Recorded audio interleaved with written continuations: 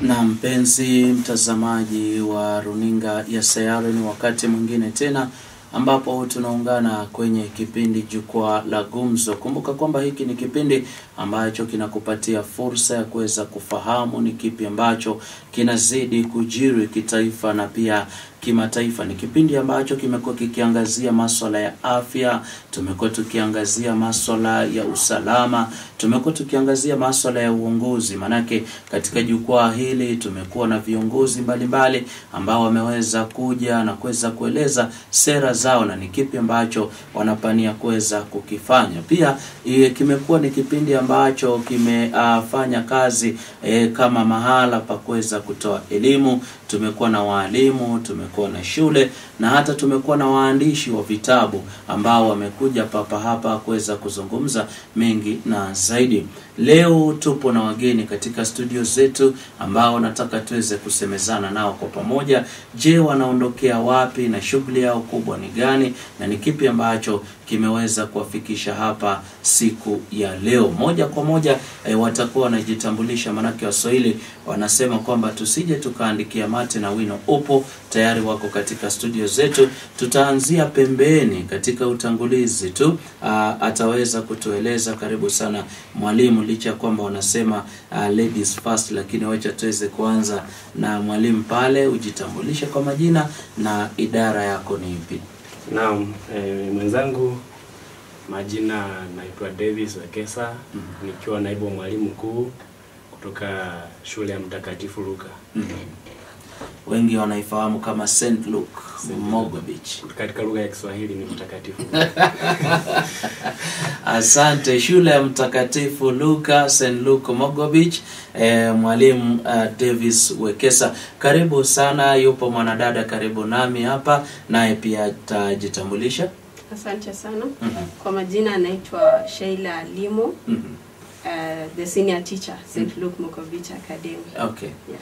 Asante. Nipo naye mwalimu Davis Wekesa ambaye ni naibu mwalimu mkuu. Niko naye Sheila Limo ambaye ni senior teacher katika shule hiyo ya St. Luke Mogo Beach. Na tutaanza na mwalimu Davis, labda katika utangulizi tu kwa yule ambaye ni mtazamaji, ndiye anaona kipindi mara ya kwanza, ndiye anasikia shule iko mara ya kwanza. Je, St. Luke Mogo Beach iko wapi katika gatuzi hili la Uasin Gishu? Asante sana. Shule ya Mtakatifu Luka inapatikana constituency ya KSS, Cheptiret Zone, Kapchamo Ward, kijiji kitongoji cha Mogo Beach. Na labda katika swali la kwanza tu, kwa nini mtu achague St. Luke Mogo Beach? Iwapo utakutana na mtu anakuambia natafuta shule, alafu mwambie karibu St. Luke Mogo Beach, kwa nini? Bila shaka nitamwambia mzazi yote anayetaka mtoto wake apate masomo masomo ya ziada, masomo mzuri yanayomwelimisha mtoto wake, achague shule ya Mtakatifu Luka, kwa sababu hii shule iko na upeo kulinganisha na shule zingine. Kwanza mtoto akisoma shule ya Mtakatifu Luka iko na resources ambazo zinasaidia kwa mtaala mpya ambao unaitwa CBE, sio CBC. Sasa tumetoka CBC tumeenda CBE. Tuko na resources kama laboratory, tuko na computer, watoto wanajifunza computer. Tunafunza tukitumia laptops, watoto watasoma vitu mingi kwa hiyo shule. Tuko na magari, watoto wanaletwa shuleni asubuhi, watoto wadogo. Tena ni shule ya bweni. Kuna wale wenye wanalala shule na kuna wanafunzi wale wa kutwa, wale day scholars wanakuja wakirudi. Na shule hii ina wanafunzi, iko na walimu waliobobea sana sana. Ukiona sisi wenyewe ni vijana, wale vijana wako na nguvu bado ya kufanya kazi. Na kuna mseto wa kuongeza wazee, kuongeza ile experience katika masomo. So mzazi yote anayetafuta shule, karibu kwa shule ya Mtakatifu Ruga.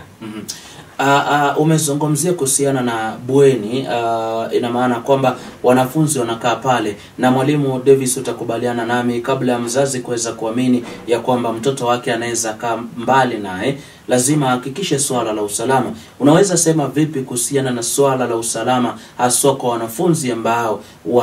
wanafunzi ambao wanakaa pale, ama wale ambao wako boarding?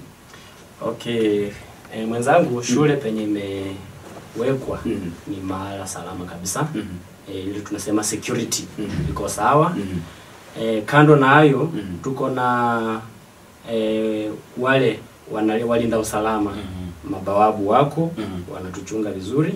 Na shule hii iko na walimu wanaokaa ndani. Kila mara wanakaa na wale watoto, ikuwe ni Jumamosi, Jumapili ama siku ile nyingine. Walimu kwa 20, karibu walimu 18 wako ndani ya shule.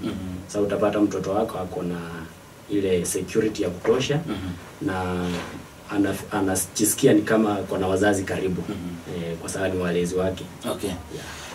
Tutakuja kwako Madam Sheila Limo, manake mwalimu ameweza kuzungumzia usalama ule ambao tunasema kwamba security, labda kwa njia moja au nyingine unapata kwamba usalama ule umeweza kuimarishwa, lakini kuna usalama wa kiafya. Endapo mtoto ataweza kupatikana na changamoto kidogo ya kwamba hali yake ya afya ina tatizo, je, kama shule kuna kile kitengo cha hatua ya dharura kuweza kumshughulikia kabla hata kuweza kutafuta matibabu, ama inakuwa vipi haswa swala la kiafya?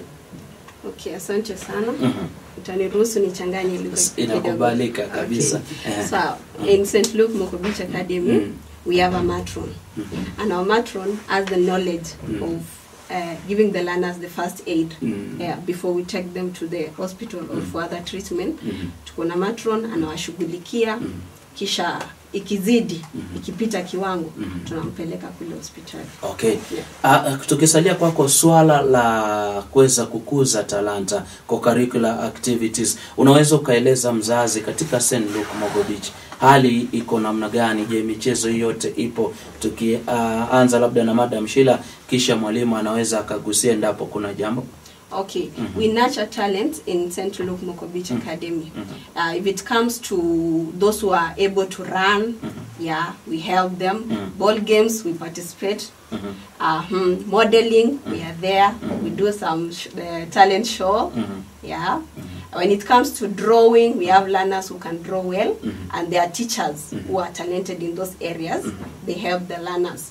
We also have the sewing machine. The learners are able to make some clothings there. When it comes also to home science, we have the cooking classes, or we have the oven. They can do the baking. Okay. Haya, asante. Labda mwalimu unapoongezea pia unaweza ukagusia swala la ule weledi wa walimu. Ulikuwa umeweza kusema kwamba ni walimu ambao wameweza kubobea. Pia utatusaidia uhusiano kati ya mwalimu na mwanafunzi uko namna gani? Manake iwapo kuna uhusiano mzuri kati ya mwalimu na mwanafunzi, huyu mwanafunzi atakuwa na wakati mzuri wa kwenda kwa mwalimu bila kuwa na uoga. Labda ukiongezea swala hilo pia. Mkubwa wa shule yetu ameleta walimu wote, ameweka karibu. Amewajengea nyumba. Unaishi karibu, kutoka kwa nyumba unaelekea kwa shule. Sasa unapata muda mwingi tunakaa na watoto. Ndio tunajenga uhusiano kati ya mtoto na mwalimu. Kama ni uwanja, sisi huenda wote uwanjani. Saa ile anacheza, anaona mwalimu anacheza, anasoma haraka. Shida zenye ako nazo utapata mtaongea naye na mtaelewana, kwa sababu hata kuona ni kama kitambo tulikuwa tunaona mwalimu unakimbia unatoroka. Siku hizi wakikuona wanakujia, kwa sababu wanajua nikikuwa na huyu mambo yangu yako salama. Sasa hatuna ile tumechanganya walimu kutoka sehemu mbalimbali. Ukiona mimi mwenyewe natokea kaunti ya Bungoma. Kuna mwalimu anatokea kaunti ya Kisii. Kuna mwingine anatoka Kisumu. Unaona tumechanganya walimu, na kuna walimu wa karibu wenyewe. So mtoto atataka kujua na huko wanakaaje au wanakaaje. Unajipata kwamba tuko na ule uhusiano dhabiti na watoto wetu. Okay. Kabisa. Ulikuwa umesema una jambo la kuweza kuongezea mbali na kile ambacho Madam Sheila alikuwa amezungumzia, hali ya kuweza kukuza talanta na kuweza kuhakikisha watoto wanashiriki michezo mbalimbali. Kabisa. We nurture the talent bila amesema. Kabisa. Tuko na uwanja, tumetengewa uwanja mzuri kabisa wa mpira ya miguu. Kwa kimombo tunasema football. Na ikifika saa 10 masaa ya games tunawatoa wote nje. Tuna select team kutokea kwa wale wakubwa tukienda mpaka chini mpaka kwa wale wenye wanajifunza kabisa. So unakuja kupata talanta St. Luke inaguzwa vizuri kwa sababu kila mtu anapewa wakati wa kuonyesha kwamba anaweza fanya nini. Tuko na michezo pale kama volleyball, football, hizo zote zinakuzwa. Okay. Naam, asante. Madam Sheila, tutaweza kuangazia swala la kukuza watoto kiroho, manake kutokana na jina St. Luke Mogo Beach, labda mzazi akileta mtoto pale, manake mbali na kuweza kuweka discipline, pia kuna hali ya kuweza kumfahamu Mungu. Je, katika St. Luke Mogo Beach ni kipi ambacho kinafanyika pale kwa ajili ya wanafunzi? Okay, asante sana. Tukisikia jina St. Luke Mogo Beach, the school is sponsored by Catholic.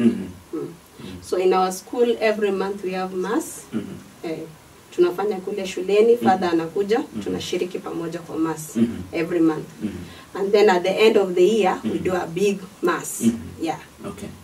Na kwa hivyo haimaanishi kwamba lazima wanafunzi wote ambao wanakuja pale wao wa Katoliki wote wakaweza kuja kwa ajili ya masomo. Na je, hawa wengine iwapo watakuja, je, wanaweza wakakuwa na ibada mbadala ama inakuwa vipi hasa kwa wale ambao ni wa boarding? Okay. Hapo mzazi akiingia tunamweleza shule yetu ni ya Katoliki. Wanakubali na tunashiriki pamoja. The main thing ni we are seeking the same God. Yeah. So tunashiriki tu pamoja. Yeah. Sawa. Asante mpenzi mtazamaji.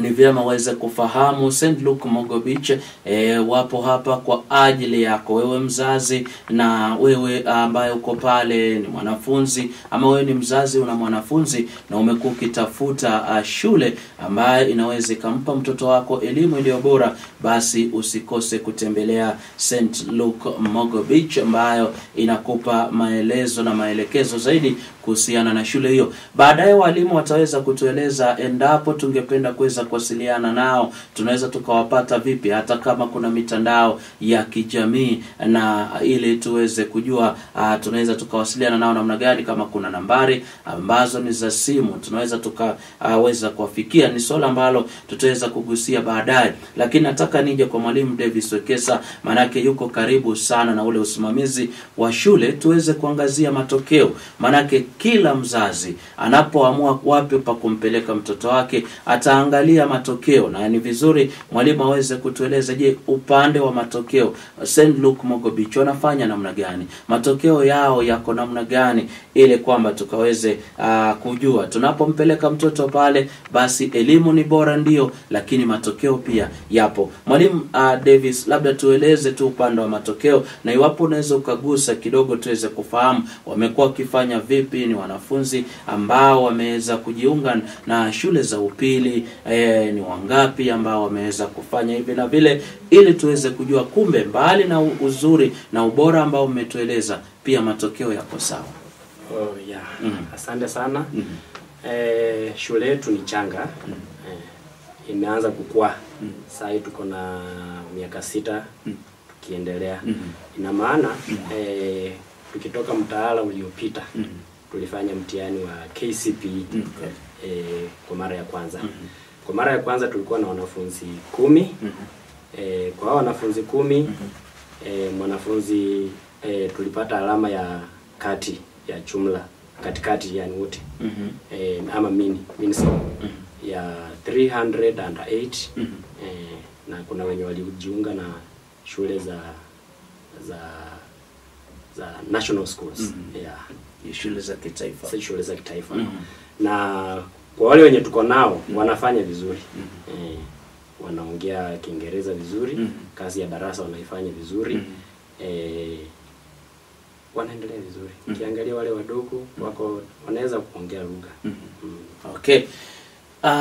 Tutakuja kwako Madam Sheila, na najua kwamba labda kwanza utatupa mwelekeo tu inaanzia wapi hadi wapi, manake siku hizi masomo yamebadilika. Labda tunasikia kwamba kuna PP1, wengine bado hatujafika pale tuweze kujua hako PP1 ama hako grade ngapi, lakini kwa sababu wewe uko pale utatueleza. Kisha unapotueleza hawa wadogo kama kuna michezo yao pale, manake hawa watoto wanapenda ile michezo ya kuweza labda kutumia vifaa mbalimbali vya watoto hasa wanapokuwa katika hali ya kuweza kupumzika. Labda tueleze inaanzia PP ngapi ama grade ngapi, na hawa wadogo je, wana sehemu zao za kuchezea endapo utakuwa ni wakati wa kuweza kupumzika?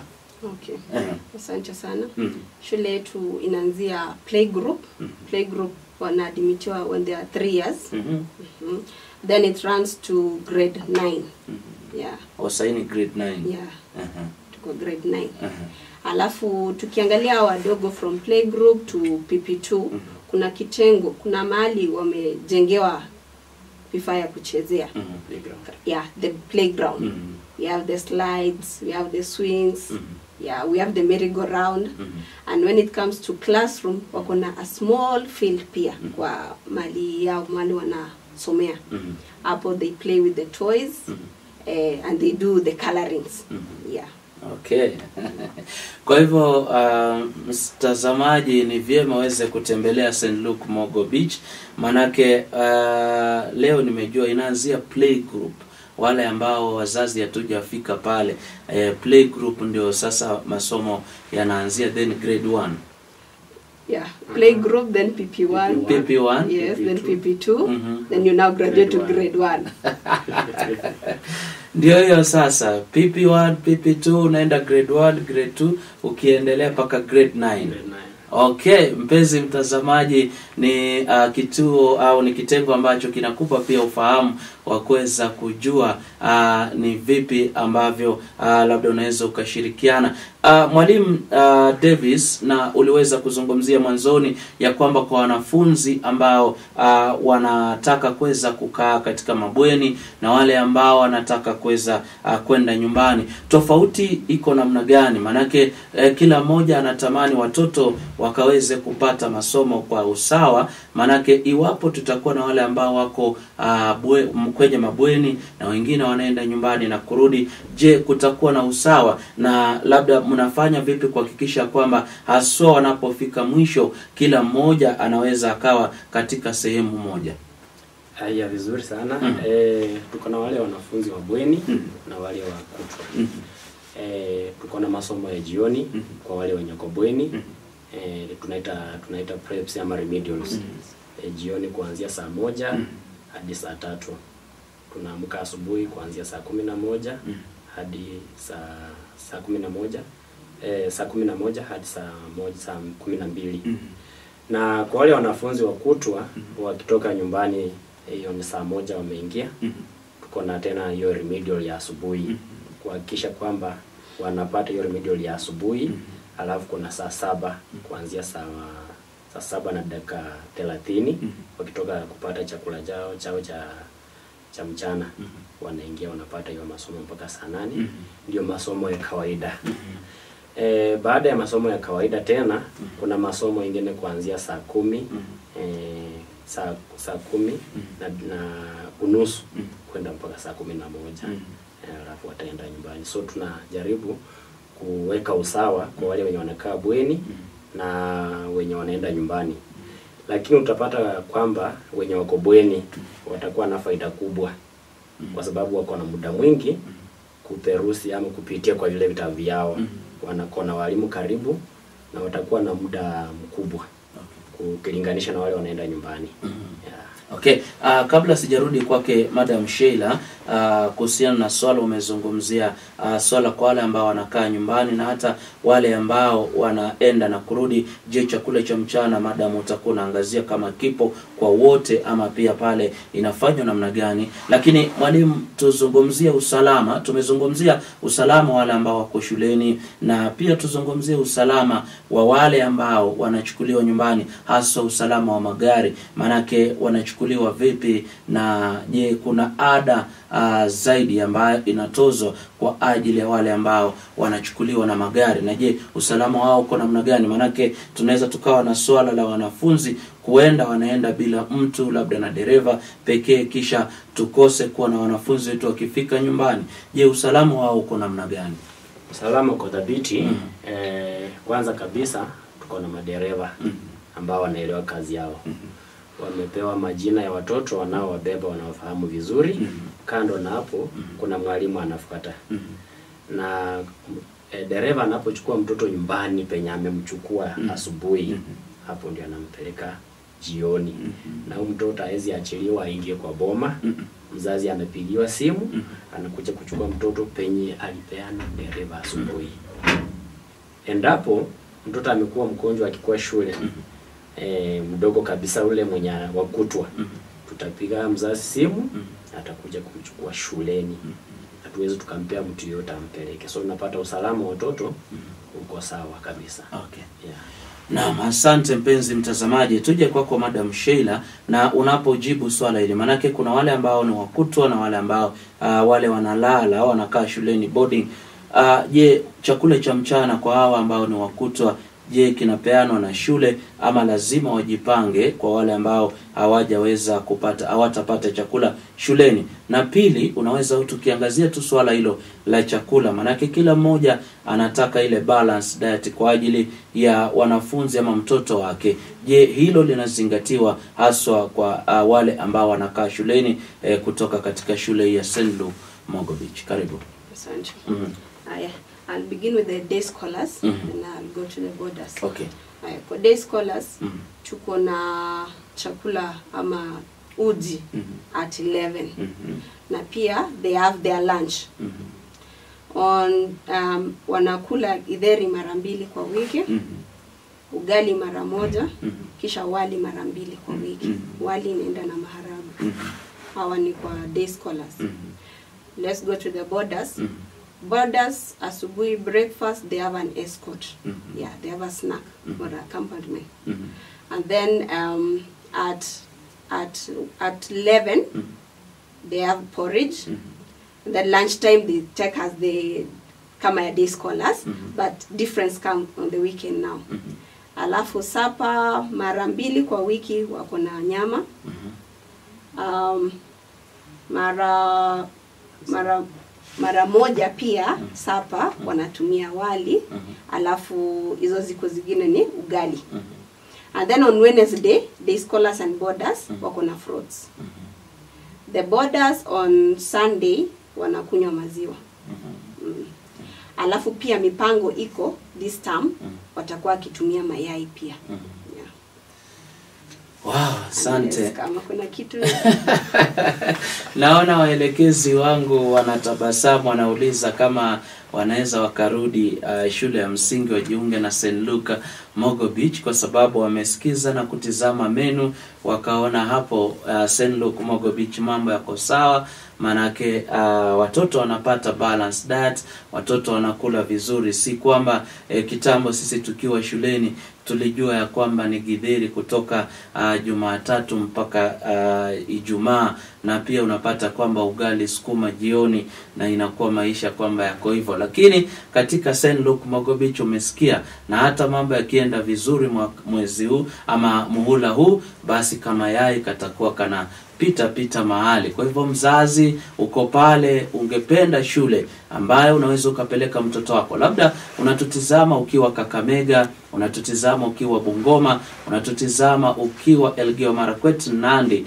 na unatutizama ukiwa Trans Nzoia, unatutizama ukiwa Vihiga, na hata ukiwa hapa katika kaunti ya Uasin Gishu, na unauliza haya yanayotendeka ni ya wapi. Kuna nambari pale katika chini ya runinga yako ni ya St. Luke Mogo Beach. Unapiga na wataweza kukueleza ni kipi ambacho unaweza ukafanya kuweza kuhakikisha kwamba mtoto wako anapata elimu iliyo bora. Cha kufurahisha ni kwamba St. Luke Mogo Beach wako na mabweni. Kwa hivyo inamaanisha kwamba hata mtoto akitoka Kakamega haimaanishi kwamba atahangaika. Manake mtoto atakaa pale, kuna walimu, kuna wazazi wao pale ambao watakuwa wanakaa na wao. Kwa hivyo usije ukawa na wasiwasi, je, uko mbali na mtoto wako, lakini ukimleta St. Luke Mogo Beach unakuwa na uhakika ya kwamba itakuwa sawa. Tunapomalizia wageni wangu, nina dakika 4 hivi za kuweza kumaliza.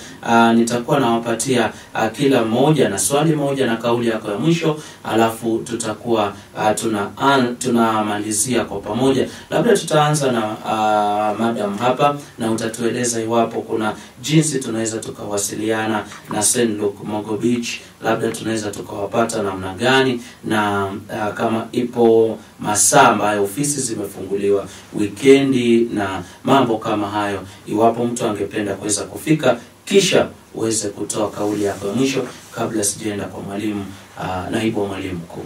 Asante. Tuko na nambari ya shule. Naweza sema. Sawa. 0723 145 437. Hiyo ni namba ya shule, na ukipiga wakati wowote itapokelewa. Okay. Labda afisi kufunguliwa na kufungwa weekendi na siku za kawaida, masaa yale, na ili mtu aweze kujua kwamba nikifika saa 10 iko sawa, saa 11. The office runs from 7 to 5, but tuko karibu. In case ukifika kama imepita masaa hayo, tuko tu around the school. Okay. Unaweza kufikia kwa urahisi. Okay. Kauli yako ya mwisho labda ungependa kusema vipi? Ningependa kuwaeleza watazamaji wote, nakaribisha sana shule yetu ya St. Luke Mogo Beach Academy. Karibuni. Asante. Unakaribishwa St. Luke Mogo Beach Academy. Hiyo ndio kauli yake Sheila Limo, ambaye ni senior teacher pale katika St. Luke Mogo Beach. Nikija kwako mwalimu, naibu mwalimu mkuu Davis, najua walimu wanatizama, walimu wa St. Luke Mogo Beach wanatizama sasa. Tumezungumzia wanafunzi kwa sana, na kama kauli yako ya mwisho na jambo lako la mwisho, ni vizuri pia niweze kuwatetea wao, manake wengine wanaweza kuwa kwamba ni marafiki, wanasema Ivan ulitusahau namna gani. Labda unaweza ukatueleza in terms of motivating the teachers, manake nina uhakika wakati mwalimu Sheila Limo anahisi yako sawa, hata akiingia darasani utapata kwamba naye pia ataweza kupata nafasi nzuri ya kufunza. Kwa hivyo motivation ya walimu iko namna gani kuhakikisha kwamba wana deliver hata kwa wanafunzi, na mazingira yao yako namna gani? Alafu pia utatoa kauli ya mwisho kisha tuweze kumaliza. Naam, mtazamaji, walimu wa shule ya Mtakatifu Luka wanakaa katika mazingira yaliyoboreshwa. Kwanza kabisa unapewa nyumba ambayo huwezi ukatozwa kodi. Unapewa chakula ambacho huwezi lipia. Kuna maji safi. Kuna nyumba, maji, ukioga maji ni moto. Vile vile kwa wanafunzi wa bweni pia kuna maji moto sawa sasa. Mtoto hawezi maji baridi. Vile vile walimu pia wanapata. Kando na hapo mfuko tunachungwa vizuri. Tunachungwa vizuri. Kando na mshahara ama pesa unapewa mwisho wa mwezi, kuna pesa ya Jumamosi. Kama ni mwalimu unachituma, unaenda hiyo remedial ya jioni, asubuhi. Ikifika weekendi basi unatembea na kakitu kazuri tu. Kwa hivyo walimu wamechungwa vizuri. Wamechungwa vizuri. Asante. Kauli ya mwisho? Kauli ya mwisho, wazazi na wahimiza yeyote ambaye anatutazama sasa hivi, tembelea shule ya Mtakatifu Luka.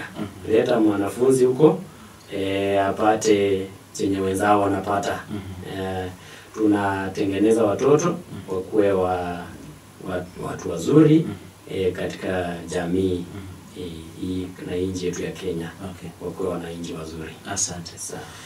Mpenzi mtazamaji, sina la ziada. Natoa shukrani zangu kwa Mwenyezi Mungu kwa kutujalia kuweza kuandaa kipindi hiki. Asante sana mkurugenzi wetu mkuu Askofu Daktari Elirop kwa kuweza kutupatia nafasi hii kupitia kwa mitambo hii kuweza kusema pamoja nanyi. Niweze kushukuru shule ya Mtakatifu Luka St. Luke Mogo Beach Academy kwa kuweza kutupa muda wao, nikiwa na mshukuru Madam Sheila Limo, senior teacher katika St. Luke Mogo Beach, nikiwa na mshukuru naibu mwalimu mkuu Davis Wekesa ambaye pia ameweza kutupa muda wake na kuweza kutueleza mengi kuhusiana na St. Luke Mogo Beach. Nishukuru waelekezi wangu Ezra pamoja na Isaac kwa kuweza kuhakikisha kwamba mitambo hii imekujia vizuri. Fundi wangu wa mitambo Alexander Kimeto, asante sana, na pia niweze kusema shukrani kwa wewe kutazama, lakini nikueleza kwamba iwapo unataka